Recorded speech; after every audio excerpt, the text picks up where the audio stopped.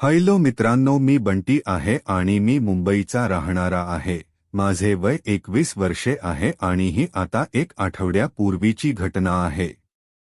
मी sex story वाचून घरी जायला एक बस पकडत होतो। बस अजून अर्ध्या तास नंतर येणार होती आणि तेव्हा दुपारचे 3 वाजले होते।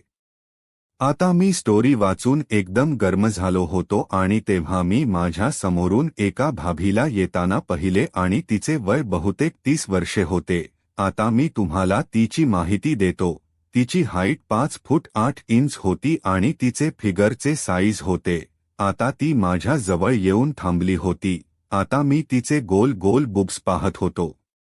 तिने मला एक वेळा बस विषयी विचारले तर मी म्हणले की 15 मिनिटमध्ये आता येईल। मी तिच्या बरोबर बोलून एकदम खुश झालो होतो। मग काही वेळामध्ये बस आली होती आणि तेव्हा बसमध्ये खूप गर्दी होती। मग भाभी बसमध्ये चढली होती आणि मी पण तिच्या मागे बसमध्ये चढलो होतो। आता बस चालू झाली होती आणि मग भाभीची गांड माझा लंड उभा करत होती। मी तिथे एक खांब पकडला होता आणि तिचे बुब्स माझ्या हाताला लागत होते, पण ती काही म्हणाली नाही आणि ती तिचे बुब्स माझ्या हातावर आणि तिची गांड माझ्या लंडावर घासू लागली होती।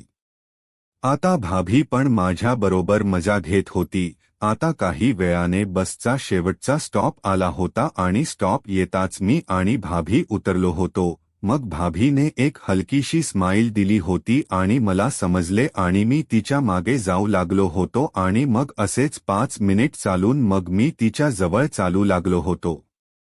मग मी तिला विचारले की आता मी तुमच्या घरी कॉफी पिण्यासाठी येऊ शकतो का? तर ती म्हणली की का नाही, चल। मग आम्ही तिच्या घरी गेलो होतो आणि तिने सरळ मला तिच्या बेडरूम मध्ये नेले आणि तिची साडी आणि पेटीकोट काढून टाकला होता। आता ती फक्त ब्रा आणि पेंटीमध्ये होती। आता तिचे गोरे शरीर खूप सेक्सी वाटत होते। तिचे निप्ल ब्राच्या वरून दिसत होते आणि तिच्या ब्लॅक कलरच्या पेंटीमध्ये तिची फुगलेली पुच्ची सरळ सरळ दिसत होती। मला तर राहवले नाही आणि मी तिला जाऊन एकदम चिकटून गेलो होतो। मग मी तिला नाव विचारले तर तिने रेश्मा सांगितले होते।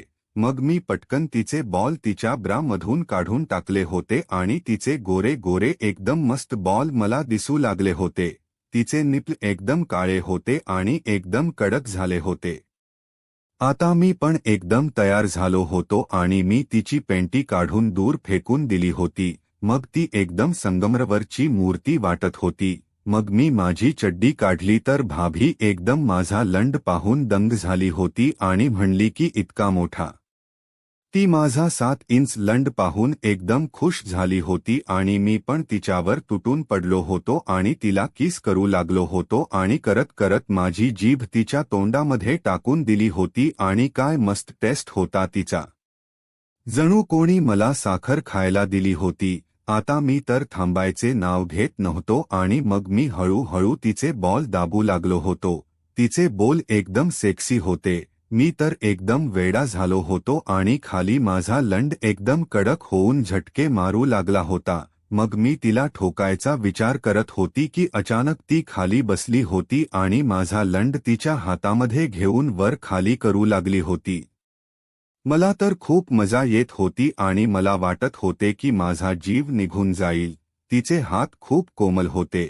मी एकदा आकाशामध्ये उडू लागलो होतो आणि ती माझा लंड हलवत होती। मग काही वेळाने मला असे वाटले की माझे पाणी निघणार आहे आणि मी तिला म्हणले की भाभी आता बस करा, माझे पाणी निघणार आहे। मग ती म्हणाली की मला तुझे पाणी तोंडामध्ये पाहिजे आहे आणि मग काय होते, ती माझा लंड तोंडामध्ये घेऊन चोकू लागली होती आणि मी तर औ यस उस असिस यो याय करत होतो। आता माझे निघणार आहे असे म्हणत होतो। मग ती अजून पण जोर जोराने लंड चोकू लागली होती आणि माझा लंड एकदम झटके देऊन पाणी काढू लागला होता आणि तेव्हा तिचे तोंड पण काही वर झाले होते। मग तिने माझे सर्व पाणी चाटून साफ केले होते आणि म्हणाली की तुझे पाणी पिऊन मला खूप मस्त वाटत आहे, मी एकदम खुश झाले आहे। मग मी म्हणालो की भाभी मला तुम्हाला अशीच मजा द्यायची आहे। मग ती मला म्हणाली की तुला कोणी अडवले आहे? तर मी पटकन उठून खाली बसलो होतो आणि तिची साडी काढून तिची पेंटी पण फाडून टाकली होती आणि मग भाभी म्हणली की काय करतो आहेस? तर मी म्हणले की भाभी आता मला थांबवू नका, नाही तर मी मरून जाईन. मग मी पटकन खाली आलो होतो आणि तिच्या पायच्यामध्ये येऊन तिची पुच्ची पाहिली तर मी पाहत राहिलो होतो काय मस्त पुच्ची होती, तिचा गुलाबी दाणा चमकत होता. आता मी तिची पुच्ची पाहून एकदम वेडा पिसा झालो होतो. आता मला अजिबात कंट्रोल झाले नाही आणि मी वाकून तिच्या पुचीला एकदम कुत्र्यासारखे चाटू लागलो होतो. तिचा सुगंध एकदम मादक होता. मी तर तिची पुच्ची चाटत राहिलो होतो आणि तिची हालत एकदम बिन पाण्याच्या माशासारखी झाली होती आणि ती एकदम तडफड करत होती आणि म्हणत होती की काय करतो आहेस? माझा तर जीव जातो आहे. असे वाटत होते की तिच्या पतीने तिची पुच्ची कधी पण चाटून दिली नव्हती. आता मला तिला स्वर्गाची मज्जा द्यायची होती आणि मी एकदम वेडा होऊन तिची पुच्ची चाटत होतो आणि तेव्हा तिने पाणी काढून टाकले होते. मग माझे तोंड तिच्या पाण्याने भरून गेले होते. मी पण तिचे सर्व पाणी पिऊन गेलो होतो. मग ती एकदम खुश झाली होती आणि म्हणली की औ राजा काय मस्त चोखतोस तू.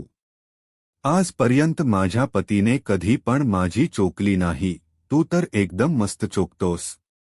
मी तर तुझी दिवानी झाली आहे. मग आम्ही काही वेळाने बाथरूममध्ये अंघोळ करून परत बेडवर आलो होतो. मग तिने मला विचारले की तुला मला ठोकायचे आहे का? मग मी म्हणले की काय भाभी इतके करून पण तुम्ही मला असे विचारत आहे. मला तर तुम्हाला रोज रोज ठोकायचे आहे. मग ती म्हणली की असे असेल तर तू मला आजपासून भाभी म्हणू नकोस, मला अनिता बोल. मग मी म्हणले की ओके अनिता माझी जान, चल आता आपण ठोकाठोकी करू, काय म्हणायचे आहे तुला? मग ती म्हणली की जरूर माझी जान. मग तिने माझा लंड चोकणे चालू करून दिला होता आणि माझा लंड एकदम कडक झाला होता. मग मी इकडे तिकडे काही पण पाहता सरळ तिच्यावर आलो होतो आणि तिला किस करू लागलो होतो. मग मी तिचे बुक्स दाबू लागलो होतो आणि तिला चोकू लागलो होतो. मग ती पण एकदम वेडी झाली होती आणि माझा लंड घेऊन तिच्या पुचीवर घासू लागली होती. मग तिला अजिबात कंट्रोल करता येत नव्हते आणि ती म्हणली की आता तू उशीर करू नकोस, तुझा लंड माझ्या पुच्चीमध्ये टाकून दे नाहीतर मी मरून जाईन. मग मी म्हणले की नाही अनिता राणी तू मरू शकत नाहीस, असे सेक्स करून कोणी मरत असते का? मग ती म्हणली की नाही राजा तुझा लंड किती मोठा आहे, आज तर माझी पुच्ची फाडून टाकेल, प्लीज आता लवकर टाकून देन माझ्या पुच्चीमध्ये. मग मी तिला तडपवणे सोडून दिले होते आणि माझा लंड तिच्या पुचीच्या तोंडावर ठेवला होता आणि एक झटका मारला होता तर ती एकदम ओरडली होती आणि आज उआऊ उआऊ करत म्हणली की आराममध्ये कर माझ्या राजा, तुला काय गडबड आहे? मग मी हळूहळू तिला माझ्या लंडाने ठोके मारू लागलो होतो आणि आता तिला पण त्रास होत होता. मग मी तिच्या तोंडावर तोंड ठेवले होते आणि तिला किस करू लागलो होतो. तेव्हा मी जोराने खाली एक झटका दिला होता आणि माझा पूर्ण लंड आतमध्ये घुसून गेला होता आणि तिचा आवाज आतमध्ये राहून गेला होता. मग मी तिला काही पण चान्स न देता ठोकत राहिलो होतो आणि बहुतेक 30 मिनिट तिला ठोकत होतो. मग मी शेवटी तिच्या पुच्चीमध्ये माझे सर्व पाणी टाकून दिले होते.